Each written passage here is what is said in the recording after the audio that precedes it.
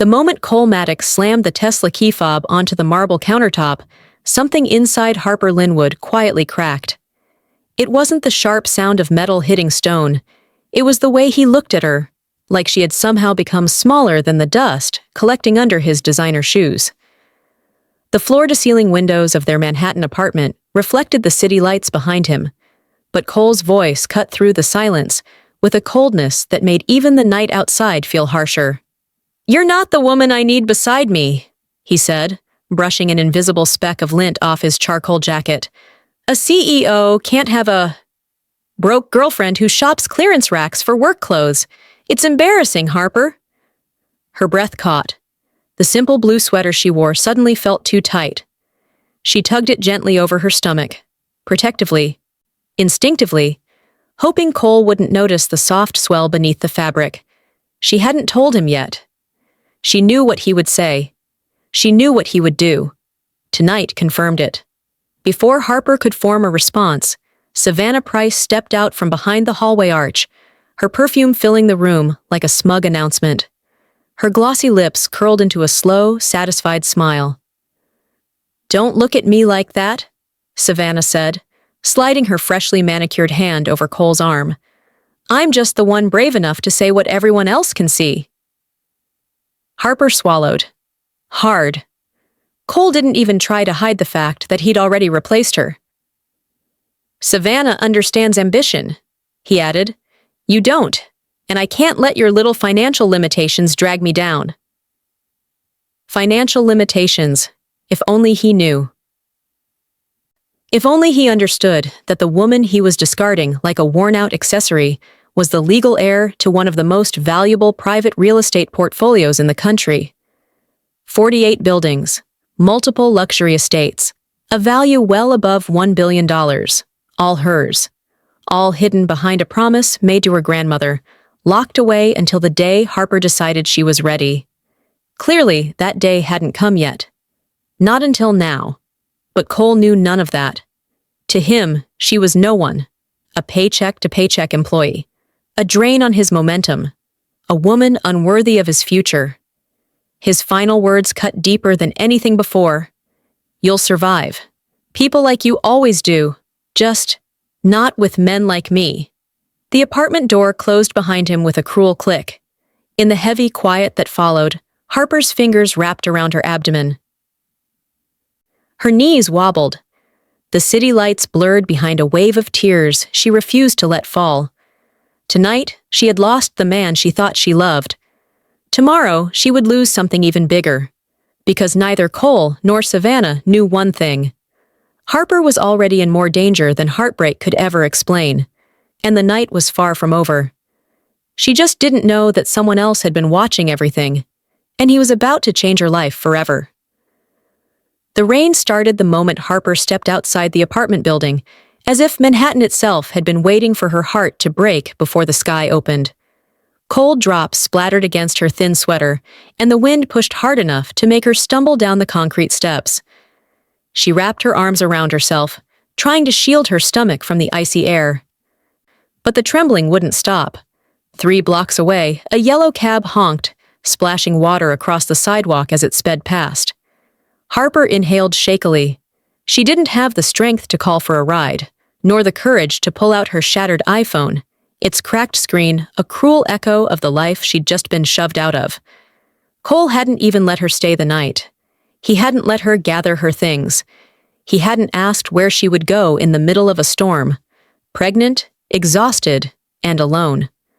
Lightning cracked across the skyline, illuminating the glass towers around her.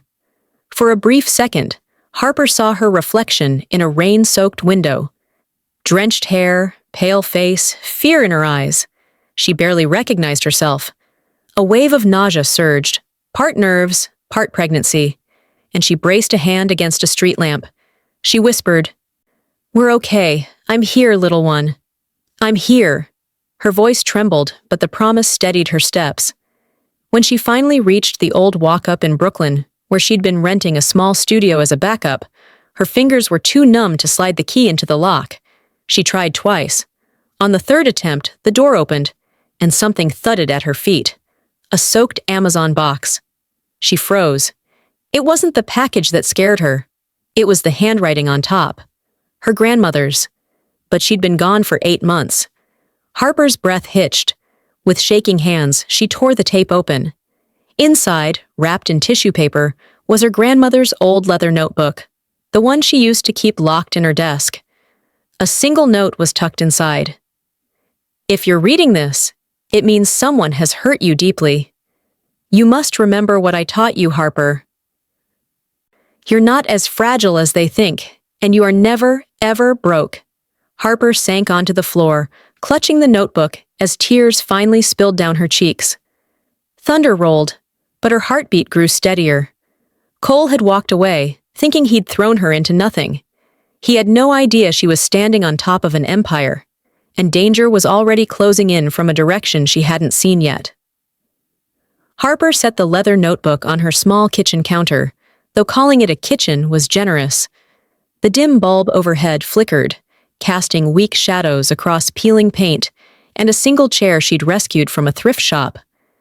The contrast from Cole's luxury high-rise apartment was sharp enough to sting, yet this little place held something Cole never understood. Quiet. Safety. The kind of silence where memories slipped in without warning. She slid down onto the worn futon, pulling her knees close. Her damp clothes clung to her skin, but the cold she felt wasn't from the storm. It came from something older, deeper. A memory surfaced. 3 years earlier, when she and Cole first met, he wasn't the polished CEO whose confidence filled every room. He'd been a hungry young entrepreneur working out of a shared office, wearing wrinkled shirts and pretending instant ramen counted as dinner. They'd sit together at a tiny Starbucks, sharing a $5 latte, because that was all they could afford on some days. He used to look at her like she was the only steady thing in his chaotic life. He used to hold her hand like it gave him courage. And Harper, naive and loyal, believed they were building a future side by side. But something shifted the moment Cole tasted success. Investors started calling. Articles named him the next big visionary. He began wearing tailored suits, networking at rooftop bars, and swapping their long walks in Central Park for after-hours meetings Harper was never invited to. That was when the distance began. That was when the lies began. She saw the signs long before she admitted them. The ignored texts, the unexplained weekends, the whispers from coworkers that Savannah had been visiting Cole's office, too often for someone just consulting on marketing. Harper told herself not to jump to conclusions. She told herself people change, but she never imagined he would change into someone capable of humiliating her so effortlessly, so publicly. A faint ache pulsed low in her stomach, and Harper pressed a hand over it, whispering, "I'm sorry you heard all that tonight. You deserved better." Her phone buzzed. A single text lit the cracked screen. From an unknown number. "We need to talk. Now. It's about the Linwood properties. You're in danger." Harper's breath caught. No one should have known that name. More importantly, no one should have known those properties were hers. As she stared at the message, a chill swept over her. Someone had discovered her secret, and if they knew, everything was about to unravel. Harper stared at the message glowing on her cracked phone screen, the words cutting through the storm still echoing outside her window. "We need to talk, now. It's about the Linwood properties. You're in danger." Her grandmother's last name, a name she had never used publicly, a name only 4 people in the world knew, was tied to the billion-dollar empire she secretly inherited. Her pulse quickened. She typed back with trembling fingers. "Who is this?" The reply came instantly. "Someone who doesn't want to see you lose everything. Meet me tomorrow, 9 a.m., Royce Tower. Bring the notebook, Royce Tower, the headquarters of Royce Capital, an investment giant with connections stretching across Manhattan, Beverly Hills, and the Bay Area. The kind of place where billion-dollar deals were signed with Mont Blanc pens and broken with a single handshake." Her breath caught. There was only one person at Royce Tower who might know the truth. Graham Royce. Her grandmother's former protege. the only man who attended the funeral with red eyes and fists clenched, as if losing the woman who raised Harper had shattered something in him too. He'd spoken only one line to Harper that day. "If you ever need me, you'll know when." And then he vanished. Until tonight? Harper clutched the leather notebook to her chest. She hadn't opened it yet. Not fully. She was afraid of what it would force her to confront. She flipped the cover open. Handwritten notes filled the pages. Rent rolls, secret negotiations, property maps, legacy instructions. But tucked inside the back flap was something she had never seen before. A sealed envelope with her name written in her grandmother's elegant script. Her fingers shook as she tore it open. "My Harper, if danger ever finds you, trust only one person, Graham. And remember, your inheritance is not the real gift. The real gift is who you will become when you decide to claim it." Harper's throat tightened. She wasn't ready. She wasn't powerful. She was pregnant, heartbroken, jobless, and living in a studio apartment with water stains on the ceiling. But danger didn't care. And this text message proved it had already found her. A loud knock at the door made her jump. Her heart slammed against her ribs. It was nearly midnight. No one should be here. She grabbed the closest thing she could use as a weapon, a metal coat hanger. Another knock, harder. "Harper, it's me!" a low voice called. "Open the door!" She froze. It was a voice she hadn't heard in months, a voice she never expected to hear again. Graham Royce was standing on the other side. The next evening, Harper stood outside the Plaza Hotel, staring up at the glittering chandeliers through the tall glass windows. She hadn't planned on coming. Her body still ached from the stress, and the memory of Cole abandoning her rang in her ears with every heartbeat. But Graham insisted she needed to be here, needed to understand the threat closing in. She took a shaky breath and stepped inside.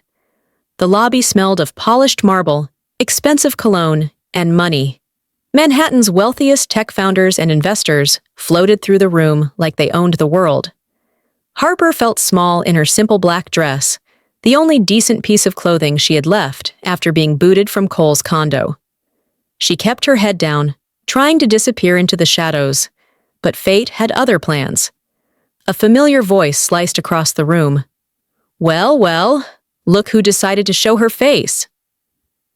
Savannah Price stood near the champagne bar in a shimmering silver gown, cameras already pointed in her direction. Influencers and investors swarmed around her like she was some kind of diamond-encrusted queen. Cole stood beside her, wearing the same smug confidence he always wore at events like this. When he saw Harper, his smirk widened. Savannah lifted her phone, hitting record. "Guys, you won't believe this," she cooed to her followers. "Cole's ex just walked into the most exclusive tech gala in New York, dressed like she's heading to jury duty." A few people laughed. Heat rushed to Harper's cheeks. Savannah continued, delighted with her own cruelty. "Harper Linwood, queen of discount racks. Tell me, sweetie, did you Uber here or did you walk because it was cheaper?" Cole chimed in with a careless shrug. "She's used to cheap. It's her comfort zone." Harper's throat tightened. She stepped back, ready to flee, when her foot caught the edge of the rug. Her hand shot out to steady herself, but she knocked over a crystal champagne flute instead. It shattered loudly, sending 1,000 eyes toward her. Someone whispered, "Is she drunk?" Another snorted, "Typical." The humiliation was brutal, raw, and public. Her vision blurred. Her pulse roared. She could barely breathe. Then a warm, steady hand touched her shoulder. Graham. He stepped between her and the cameras like a shield, his presence commanding instant silence. His voice was calm but dangerous. "That's enough," he said. Savannah blinked. "And who are you?" Graham turned, expression cold. "Someone who isn't impressed by cheap cruelty." The room fell still, but Harper didn't feel safe, because across the ballroom, someone she didn't recognize was watching her too closely. Someone who knew exactly who she really was. Harper managed to slip out of the ballroom before the weight of humiliation crushed her completely. She didn't even know where she was going, only that she needed air, needed space, needed to escape the thousand staring eyes that had seen her fall apart. She pushed through the side exit of the plaza, stepping into the cool night. The city glowed with neon light, but everything around her looked blurred. Her chest tightened as she gasped for breath, leaning against a stone pillar. The laughter from inside still echoed in her skull, sharper than the broken champagne glass she'd knocked over. She tried to steady herself, but her hands wouldn't stop shaking. Savannah's voice echoed, "Discount queen, cheap, broke." Cole's voice followed, "She's used to cheap. It's her comfort zone." A wave of dizziness swept over her. Her stomach cramped. She wrapped an arm around her belly, instinctively protecting the life inside her. "Please, not now," she whispered. She squeezed her eyes shut, trying to breathe through the pain. That's when she heard footsteps approaching, not hurried, not gentle, deliberate. Harper opened her eyes and saw the same man who had been watching her from across the ballroom. Middle-aged, expensive suit, expression unreadable. "Ms. Linwood," he said calmly, as if they were acquaintances. "You shouldn't be alone tonight." Her blood ran cold. I don't know who you are." He stepped closer, too close. "You don't need to, but I know what you inherited, and so do others. You're not safe out here." Harper's breath caught in her throat. "How do you know about that?" He didn't answer. Instead, he reached into his jacket. Her heart pounded. She stumbled backward, hitting the wall. Her vision swam, panic tightening around her ribs.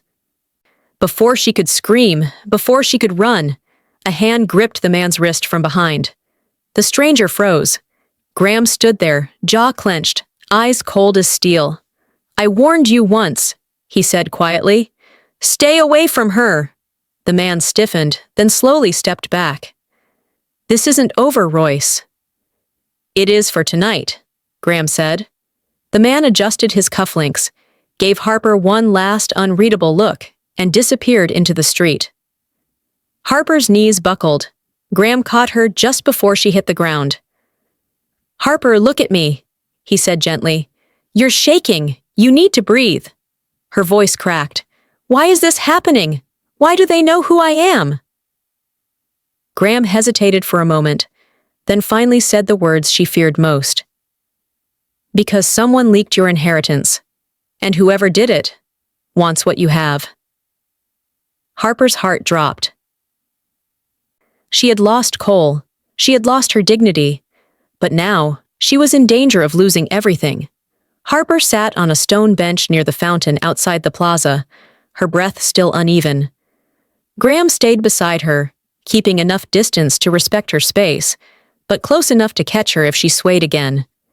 The city roared around them, taxis, distant sirens, the hum of Midtown. But in the circle of light cast by the street lamp above, everything felt painfully still. She finally found her voice. "Who was that man? And how does he know anything about my grandmother's properties?" Graham exhaled slowly, rubbing a hand across his jaw. "His name is Victor Hale. He works for a private acquisition group. They've wanted the Linwood portfolio for years, long before your grandmother passed." Harper's heart skipped. But she never sold to anyone. She was too careful. "She was," Graham agreed, but her death created an opening. Without a clear public heir, people began circling, some legally, some less legally. A chill swept through Harper. "So someone leaked my name." Graham's eyes hardened. "Yes, and whoever did it recently. Victor wouldn't make a move unless he had confirmation." Harper hugged herself, feeling the world tilt beneath her feet. "And you? How do you know all of this?" Graham hesitated. Something uncharacteristic for a man known for decisive moves and ice-cold logic. "Your grandmother trusted me," he finally said. "I handled some of her private negotiations. I promised her I'd watch over the portfolio. And you." Harper blinked. "Watch over me? Why?" Graham looked away for a moment, as if choosing his words carefully. "Because she believed you would inherit more enemies than assets." A lump formed in Harper's throat. She never told me any of this. She didn't want to scare you, he said softly, and she believed you'd only use your inheritance when you were ready. Harper let out a trembling laugh, one without humor. Ready? I'm living in a studio apartment with a leaky ceiling. Graham's expression softened, but there was an undercurrent of steel in his voice. You're stronger than you think, but right now, we need to figure out who leaked your identity. The realization hit her like a gut punch. Only 3 people knew her full inheritance details. Her grandmother, the lawyer handling the estate, and a cold breath left her lips. Cole, she whispered. It made sense. Too much sense. Her phone buzzed suddenly, vibrating against the bench. A new message. Tell me, Harper, how much is your last name worth? CM. Her blood ran ice cold. Cole Maddox wasn't just done with her. He wanted her destroyed. Harper's hands shook so violently, she almost dropped the phone. Graham caught it before it slipped from her fingers, his brows tightening as he read the message from Cole. For a moment, the street noises faded under the weight of something more dangerous. Cold, calculated betrayal. Harper, Graham said quietly. He knows. And if he knows, he's going to move fast. She tried to stand, but a sudden wave of dizziness crashed over her. Her vision blurred, and the world tilted. Graham reached out, steadying her before she collapsed completely. You're freezing, he said, and you're shaking. When was the last time you ate? She swallowed hard. This afternoon. I was sick earlier. Graham's eyes dropped to her trembling hand resting over her stomach. His voice lowered. Is that why you nearly fainted in the ballroom? Harper didn't answer. She couldn't. Her throat tightened with fear. Fear for the tiny heartbeat inside her. Fear that stress was tearing something fragile apart. Graham guided her toward the curb, waving down a black Mercedes idling near the entrance. The driver stepped out immediately, opening the back door. No hospitals, Harper whispered quickly. If Cole leaked my inheritance, someone could be watching, waiting. Graham leaned closer, his voice firm but gentle. I'm not taking you to a public ER. I know a private clinic. Discreet. Trust me. The words trust me hit something deep inside her, a place starved for safety. She nodded. Minutes later, the car hummed through Fifth Avenue, lights streaking past the windows. Harper pressed her palms to her temples, fighting the throbbing pain. Every bump in the road sent panic through her. What if she lost the baby? What if this was her fault? What if every cruel word Cole threw at her tonight had been the final push her body couldn't handle? Harper! Graham's voice broke through her spiraling thoughts. He reached across the seat, taking her hand. Breathe! Look at me! She lifted her eyes. His calm, steady gaze softened. Whatever happens, you're not alone. I gave your grandmother my word. The car slowed as they pulled up to a discreet brick building with no sign, no lights, no waiting crowds. Graham helped her out, supporting her weight as they hurried inside. But just as they crossed the doorway, Harper felt a sharp pain shoot through her abdomen. She gasped. Graham tightened his grip. Harper, talk to me! A tear slid down her cheek. I think something's wrong. The moment Harper's cry echoed through the clinic's quiet hallway, 2 nurses rushed forward and guided her onto a private exam bed. The room smelled faintly of antiseptic and lavender, the comforting scent doing little to calm the panic clawing up her throat. Graham stayed beside her, refusing to step back even when the doctor entered. Dr. Lillian Hart, a calm woman in her late 40s, quickly donned gloves and checked Harper's vitals. Tell me exactly what you felt, she said. Harper clutched the edge of the exam table, her knuckles white. It was sharp, like something pulling. And I'm dizzy. I can't stop shaking. Graham's voice dropped, low and tight. Her stress has been off the charts for hours. She nearly fainted twice. Dr. Hart nodded once, understanding more than Harper wished she could hide. She dimmed the lights, rolled over a small ultrasound machine, and gently placed the cool gel on Harper's lower stomach. Take a deep breath. the doctor murmured. Harper held Graham's hand, squeezing hard enough to hurt. He didn't flinch. The room went silent, except for the soft hum of the machine. Please, please be okay. Then, a faint pulse flickered across the screen. Dr. Hart smiled gently. There, that's your baby's heartbeat. A sob left Harper before she could stop it. Pure relief, pure emotion. Her hand flew to her mouth as her shoulders shook. The baby was alive, still fighting, still holding on. Graham let out a breath he'd clearly been holding. His thumb brushed the back of her hand. A small gesture, but one that grounded her. But the relief didn't last long. Dr. Hart's tone shifted, gentle but firm. Your body is under severe stress. If this continues, you risk complications. You need rest. No emotional shocks. No physical strain. Harper's eyes burned. I don't have that luxury. Graham stepped closer. You do now. I'll make sure of it. The doctor hesitated, then asked quietly, Is the father involved? Can he support you through the pregnancy? Harper's chest tightened. Images of Cole's cruel smirk, Savannah's mocking voice, and the crushing humiliation of the gala flashed through her mind. She whispered, No, he can't. Graham's jaw tightened. Not in judgment, but in something protective. Dangerous. Then Dr. Hart added something Harper wasn't expecting. Stress this intense doesn't come from one bad night. Someone is hurting you, whoever they are. You need to stay away from them. A chill ran up Harper's spine. If only she could, because Cole wasn't done, and the danger circling her wasn't backing down. The morning after the clinic visit, Harper curled on her futon, wrapped in one of the few blankets she owned. Exhaustion weighed heavy on her, but sleep refused to come. Every time she closed her eyes, she heard Savannah's voice, saw Cole's mocking grin, felt the world tilt as she nearly collapsed in front of hundreds of people. She thought the worst part of last night was over. She was wrong. Her cracked iPhone buzzed nonstop on the counter.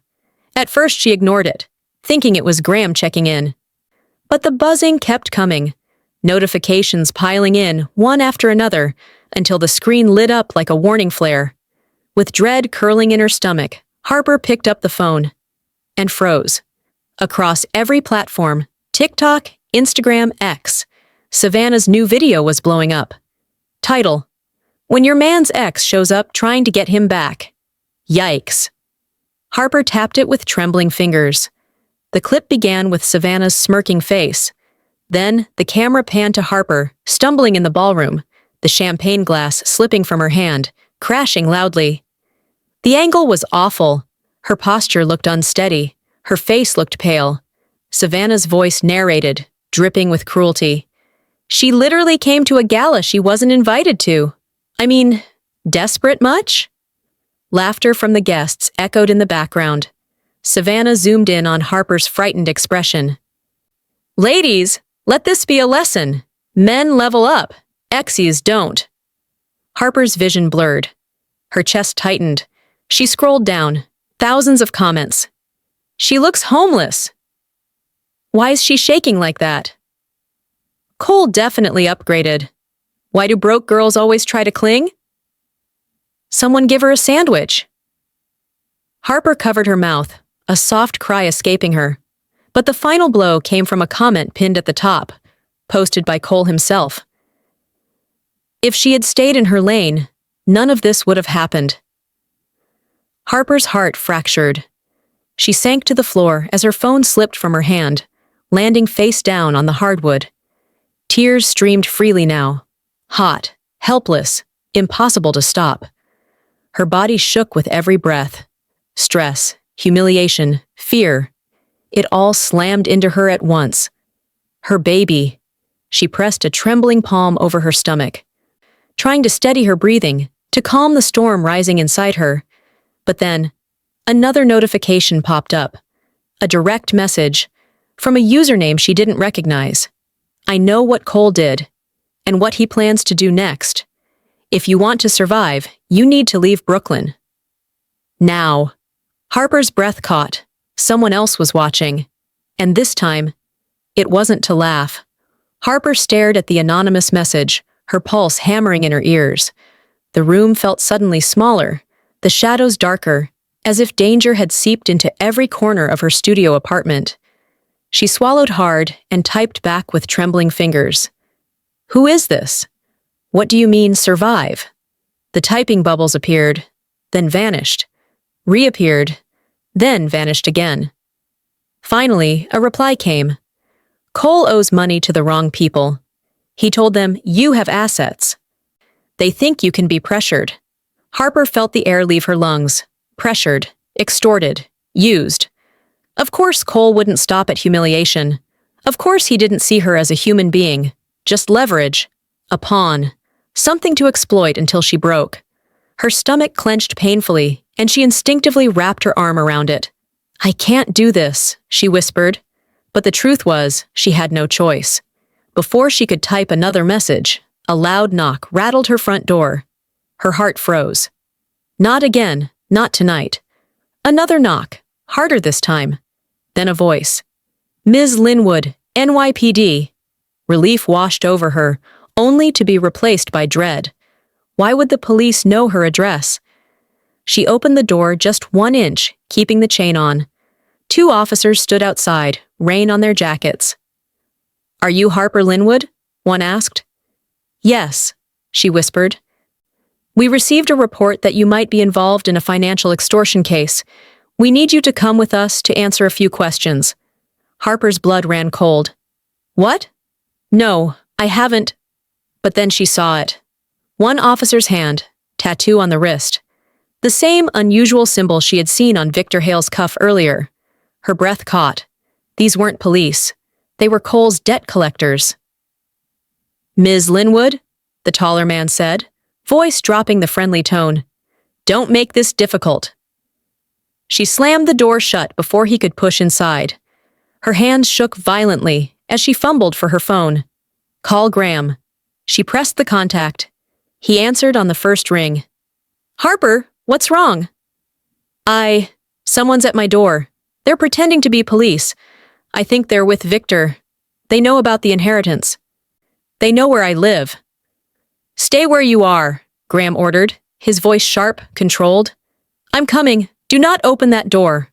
Harper backed away, breath shallow. A bang shook the frame. Then another. The men outside muttered to each other. "We can break the lock if we need to." Harper pressed a hand over her stomach, terror gripping her chest. She had never felt more alone or more hunted in her life. The pounding on the door grew louder, more violent, until Harper thought the hinges might snap. She backed farther into the room, clutching her stomach, heart racing so fast it hurt. Every instinct screamed to hide, to run, to disappear. But there was nowhere to go in her tiny studio. Then the men outside spoke again. "She's worth millions. Maddox wasn't lying. Just break the damn lock." Harper's breath caught. Millions? No, billion. Cole had told them everything. Her inheritance, her name, her value. He had signed her life away to criminals without even knowing the magnitude of what he'd done. A sudden crash rattled the frame, the first attempt to break the lock. Harper jumped, her hands flying to her mouth. Tears blurred her vision. Her phone buzzed. "Graham, I'm almost there. 3 minutes. Stay low. Stay quiet." 3 minutes felt like a lifetime. A second crash. Metal groaned. A screw shot across the floor. Then, silence. The worst kind. One of the men spoke in a low, muffled voice, but the words carried enough for Harper to hear. "Maddox said she'd be alone. This should be easy. Grab her, send the photo, get the payout." Her legs trembled. A payout. Her life reduced to a transaction. Harper sank behind her small kitchen counter, her breath shallow. She pressed a handkerchief over her mouth to muffle her sobs. Her pulse hammered so loud she feared they would hear it. Her grandmother's voice whispered in her memory. "Strength isn't loud, Harper. It's quiet. It's the moment you refuse to break." The lock gave a final metallic snap. The door creaked open. Footsteps entered, slow, predatory, confident. One man muttered, "She's here. I can feel it." Harper squeezed her eyes shut. Please, please hurry, Graham. A shadow appeared across the wall. Tall, heavy steps. The man was moving toward the counter. The sound of his shoes scraping against the old hardwood floor made bile rise in her throat. She tried to stay still, but a soft hiccup of fear escaped her. It was enough. There, the man whispered. Just as he stepped around the counter, the apartment door slammed open with a force that shook the walls. Step away from her! Graham's voice, cold, deadly, not a trace of hesitation. The men spun around, too late. Two more figures in black tactical gear stormed in behind Graham. Not police, not debt collectors. Security, his security. Harper exhaled in a single, broken gasp. For the first time in days, she wasn't alone. Harper sat inside Graham's black Mercedes S-Class as the city blurred past the windows, her hands still trembling from the break-in. Every time she closed her eyes, she saw the men's silhouettes moving toward her. If Graham had been even 30 seconds later. She swallowed hard. The car pulled up to Royce Tower, 60 floors of steel, glass, and power rising over Park Avenue like a promise and a warning. Graham stepped out first, offering a hand to help her. His touch was steady, grounding, and Harper clung to it longer than she meant to. Inside the lobby, security escorted them straight to a private elevator. No waiting, no small talk, no distractions. Graham's posture was rigid, carved from anger he hadn't expressed out loud. When the elevator doors closed, Harper finally whispered, I didn't know they wanted to kidnap me. Graham's jaw clenched. They weren't just after you. They wanted ownership documents, signatures, proof of transfer, everything tied to the Linwood estate. How do they even know those exist? Her voice was small, fearful. Graham didn't soften the truth. Because your grandmother was the biggest real estate strategist New York has ever seen. Her empire was legendary. When she died, every vulture in the market circled, but no one knew who would inherit it, until recently. Harper felt the world tilt. So the leak came from someone inside your personal life, Graham finished. Someone with access to paperwork or digital footprints. Her stomach twisted. Cole. It had to be. They reached the 48th floor, Graham's private boardroom. The doors opened to a room lined with glass walls overlooking Manhattan. The skyline stretched endlessly, but Harper felt caged. A team of attorneys waited inside. One slid a stack of documents toward her. Graham explained, These are transfer attempts filed during the last 6 months. Someone prepared a takeover plan. If completed, you would lose controlling rights to your grandmother's entire portfolio. Harper flipped through the pages, then froze. Her breath caught in her throat. There, bold at the bottom of page 3, was Cole Maddox's signature. She felt nauseous. He tried to steal it? All of it? Graham's voice went cold. Without understanding that the Linwood portfolio isn't just a collection of buildings, it's protected by clauses your grandmother wrote herself. He signed his name on a trap, one that will destroy him once we bring this to light. Harper stared at the city below, heartbeat heavy with fear and rising fury. Cole hadn't just betrayed her. He had declared war. The next morning, Harper stood in front of the mirror inside one of Royce Tower's executive suites. Her eyes were still tired, her skin pale, but there was a new steadiness in her reflection. Something colder, sharper, something born from survival.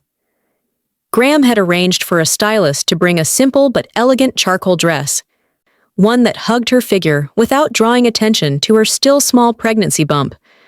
Her hair was brushed smooth, her posture straightened. She didn't look wealthy or powerful. She looked unbreakable. A soft knock sounded at the door. Graham stepped in, all navy suit and quiet strength. "Board meeting starts in 10 minutes, he said. Are you ready?" "No," Harper admitted, voice steady, "but I'm going anyway." He smiled, not with encouragement, but with pride. Good. Together, they rode the private elevator to the 50th floor. The doors opened into a gleaming conference hallway where the noise of tense, rapid conversations filled the air. Investors in tailored suits, attorneys clutching folders, junior analysts whispering. Every head turned as Harper walked past. Some recognized the Linwood name. Some recognized last night's viral humiliation. All of them whispered something, but she kept walking. At the end of the corridor, a set of glass doors opened into the large boardroom. Cold, sleek, intimidating. Perfect for high-stakes warfare. Dozens of executives filled the space, and sitting at the center of the long table, looking smug and confident as ever, Cole Maddox. Harper froze. He was flipping through documents he clearly didn't understand, laughing with a partner beside him. Savannah was perched on his right, taking selfies like she owned the place. Cole didn't see Harper yet. Graham leaned close, whispering, "He thinks today is his victory lap." Harper inhaled. A long, steady breath. Then she walked in. The reaction was immediate. Conversations halted. Chairs scraped. Faces stiffened. Cole looked up, and the color drained from his face. His jaw slackened. His eyes widened. For the first time, he looked truly afraid. "Harper," he choked out. "What? What are you doing here?" Savannah blinked in disbelief. "You invited your ex? Are you insane?" Graham stepped forward, voice calm but lethal.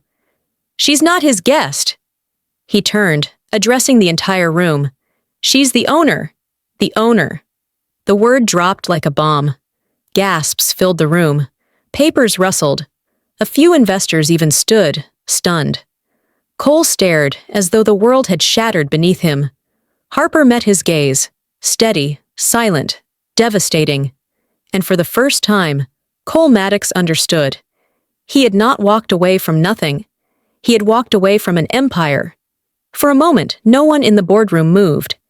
It was as if the word owner had frozen the air itself. Executives blinked. Investors leaned forward. Savannah's lip-glossed mouth hung open mid-pose, like she'd forgotten how to breathe.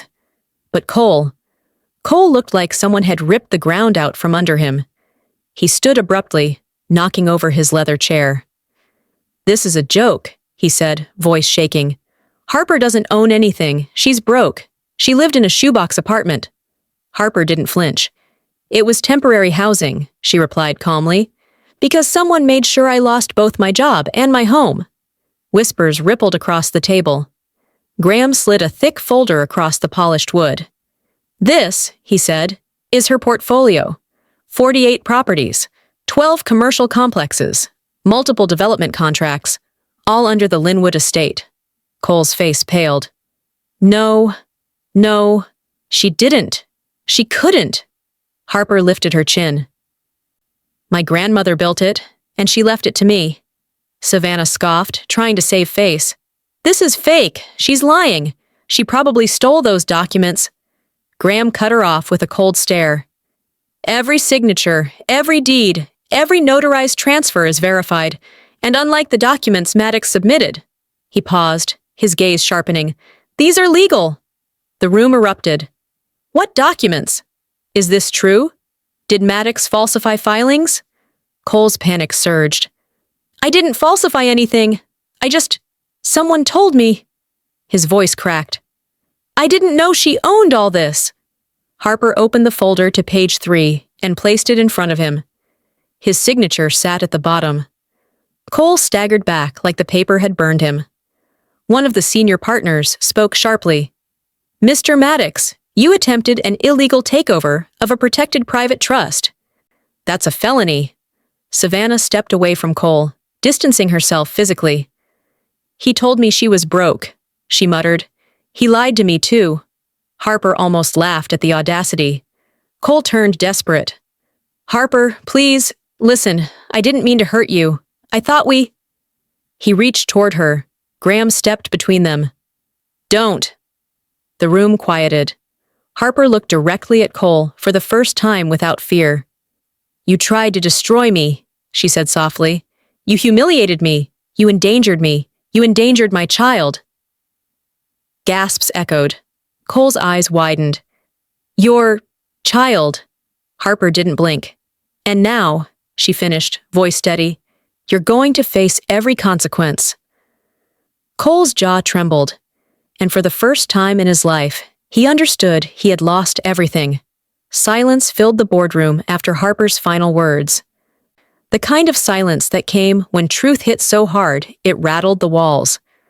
Cole stood frozen, his face drained of color, his hands twitching at his sides. Across the table, executives whispered urgently among themselves, some furious, some stunned, all watching the downfall of a man who believed he was untouchable. He opened his mouth, closed it again, then finally choked out, "Harper, please, you can't do this. I didn't know about the baby." Harper's expression didn't waver. "You didn't ask." Savannah pushed her chair back, distancing herself more boldly now. "Honestly, Cole, this is on you. You told me she was nobody. You didn't mention she's basically freaking royalty." Cole shot her a glare. "Savannah, not now." "Oh, now you want to talk?" She laughed, already packing her purse. "Good luck with the lawsuits. I'm not going down with you." She strutted out, heels clacking like a victory drum. Cole tried to follow her with his eyes, then turned back to Harper in desperation. The arrogance was gone. The cruelty was gone. Only fear remained. "Harper, listen," he said, voice cracking. "I messed up. I know that. But we had something once. Please, just think about—" "What?" Harper asked quietly. "Forgiving you? Saving you?" Cole swallowed. I need help." Harper felt the slightest tremor in her chest. Once, she would have run to him. Once, she believed love meant loyalty even when it hurt. But now she understood better. "You didn't need me when you threw me out," she said. "You didn't need me when you mocked me in front of a room full of strangers. You didn't need me when you sold my name to criminals." He opened his mouth to protest, but she lifted a hand. "And you definitely didn't need me when you told the world I wasn't worth anything." A murmur rolled through the room. Cole took a shaky step forward. "Harper, please. We can fix this." Graham moved instantly, placing himself between them. His voice was ice. "There is no we here, and you're done speaking to her." Cole's expression twisted with humiliation. "You think you can replace me?" Graham didn't blink. "I don't need to replace a mistake." The room stilled. Harper's eyes softened, not out of pity, but acceptance. "You made your choice, Cole," she said softly, "and now I'm making mine." Cole's voice dropped to a whisper, raw and desperate. "Don't do this to me." Harper exhaled. "I'm not doing anything to you. You did it to yourself." And for the first time, Cole Maddox understood. Harper Linwood was no longer the woman he could break. Security escorted Cole out of the boardroom as Harper and Graham remained inside, speaking with the legal team. But Cole didn't make it far. The moment the glass doors closed behind him, 2 federal investigators stepped forward. "Cole Maddox?" "Yes. Wait, what's—" "You're under investigation for attempted corporate fraud and involvement in an interstate extortion scheme." Cole's face drained. "What? Extortion?" "No. Someone lied to you." Savannah, who had been halfway down the hall, slowly turned around, phone in hand. Her brows lifted. "Wow! And you told me I was dramatic?" Cole lunged toward her. "Savannah, stop recording. You're making it worse." She giggled, zooming in on his panic. "Baby, this is the best content I've created all month." Her tone turned sharp. "Also, you dragged me into your mess. This is your karma." Security pulled Cole back before he could reach her. Savannah added sweetly, "Smile! Say felony!" Cole's knees nearly buckled as one agent snapped cuffs around his wrists. "Harper did this," he spit out. "She set me up." But the investigator held up his tablet. "Sir, you submitted falsified acquisition documents under your own signature. You also provided private financial information about Ms. Linwood to known criminal entities." Cole's jaw dropped. "No, listen. I didn't know they were criminals. I just needed leverage." "You sold out an innocent woman," the agent said. "That's not leverage. That's a crime." Savannah gasped, not from sympathy, but amusement. "Cole, you idiot!" As they dragged him toward the elevator, he twisted around, shouting, "Harper! Graham! Somebody help me, please! I did everything for us." but no one answered. No one moved. For the first time, Cole Maddox had to face the consequences he'd outrun his entire life. The elevator doors shut with a sharp metallic thud. Savannah flicked her hair, looked directly into her camera, and announced, "And that, ladies, is what happens when a man plays stupid games." 1 million views were guaranteed. Meanwhile, inside the boardroom, Harper felt her legs weaken. Not out of fear, but out of release. Everything Cole had done, every weapon he used against her, had snapped back onto him like a steel trap. Graham touched her arm gently. "Justice started today," he said. "But we're not done yet." Harper inhaled deeply.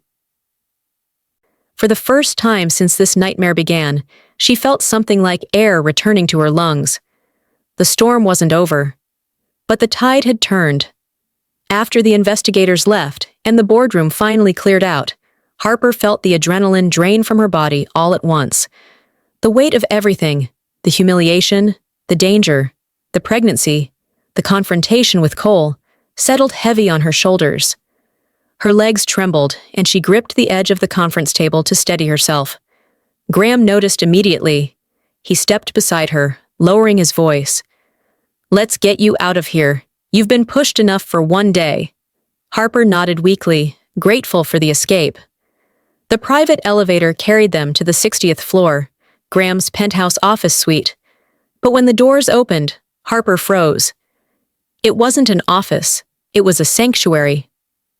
Floor-to-ceiling windows glowed with the warm light of the setting sun. Soft leather chairs, a quiet hum of classical music, a small kitchenette stocked with herbal teas. A calm that felt impossibly gentle after the chaos of the past days. Her voice was a whisper. "Why did you bring me here?" Graham didn't answer right away. Instead, he walked to a cabinet, retrieved a soft blanket, and draped it over her shoulders. The warmth melted into her skin, and she closed her eyes. "Because you needed somewhere safe," he said simply, "and because I made a promise." She looked up at him. "To my grandmother?" His expression softened, almost painfully so. "She meant everything to me. She guided me when I was nothing, and before she died, she asked me to watch over you." Harper's breath caught. She hadn't known the bond between them ran so deep.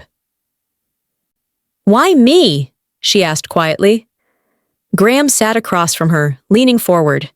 "Because she believed you had her strength, her vision, her heart, and because she knew you would face storms you didn't deserve."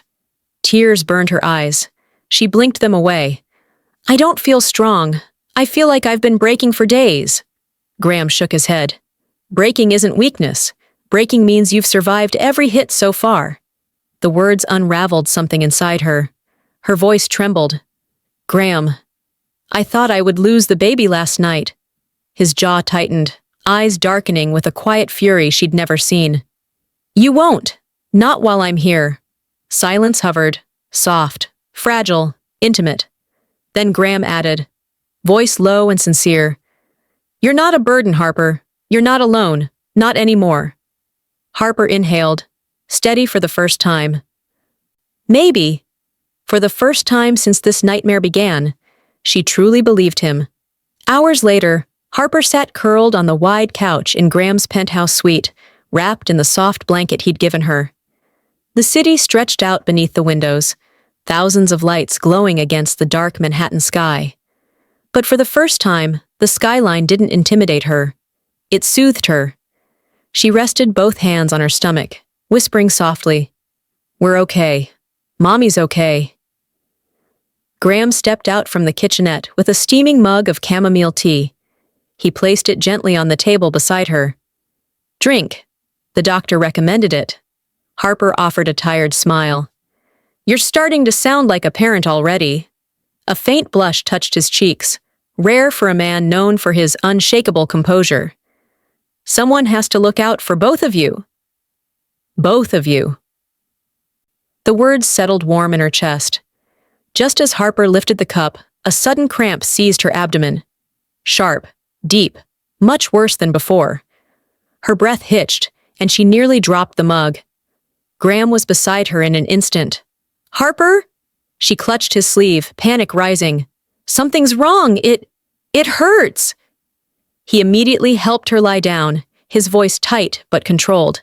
"Stay with me. I'm calling Dr. Hart." Another wave of pain rolled through her. Tears filled her eyes. Not from fear this time, but from the overwhelming realization of how close she'd come to losing everything. Graham knelt beside her, taking her hand firmly in his. "Look at me. Just look at me." She did. His eyes held no fear, only fierce determination. It anchored her. Minutes later, Dr. Hart arrived with a small medical team, rushed, calm, prepared. They performed a rapid assessment as Harper fought through each painful breath. "She's contracting," Dr. Hart said quietly. "Stress-induced, but we can stop it." Harper whimpered. "Please, not now, not yet." Dr. Hart squeezed her shoulder. "We won't let anything happen to your baby." Graham never let go of her hand. The medication worked gradually. Slow breaths turned steadier. The tightness in her abdomen eased. Her trembling softened. When the worst passed, Harper collapsed back against the cushions, exhausted and crying. "Your baby's heartbeat is strong," Dr. Hart assured her. "You both made it through tonight."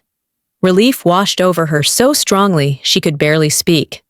When the medical team left, Harper whispered, "I thought I was going to lose her." Graham brushed a tear from her cheek, his voice breaking for the first time. "You won't, I promise you. You're not fighting alone anymore." And for the first time, Harper didn't just feel protected, she felt cherished. 6 months later, the sun rose gently over the Malibu coastline, brushing the waves with gold. Harper stood barefoot on the balcony of the beach house, a Linwood property she had finally dared to claim as her own. The air smelled of salt and lavender, and for the first time in what felt like forever, her world was silent, peaceful. Inside, a soft cry sounded. Harper smiled, walking into the sunlit bedroom where her newborn daughter lay in a white bassinet.